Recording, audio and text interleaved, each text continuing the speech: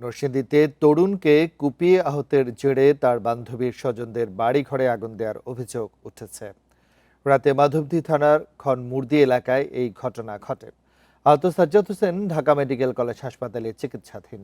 স্থানীয়রা জানায়, দীর্ঘদিন ধরেই সাজ্জাদের সাথে একই এলাকার ফারজানা আক্তারের সম্পর্ক ছিল। এই সম্পর্ক মেনে নিতে পারেনি মেয়েটির পরিবার। রোববার সাজ্জাদকে কুপিয়ে জখম করে ওই তরুণীর ভাই, চাচা সহ কয়েকজন। এতে ক্ষিপ্ত হয়ে ওই তরুণের পরিবারের লোকজন ফারজানার বাড়ির সহ তার চাচা ও ফুফুর 4টি বাড়িতে পেট্রোল ঢেলে আগুন লাগিয়ে দেয়।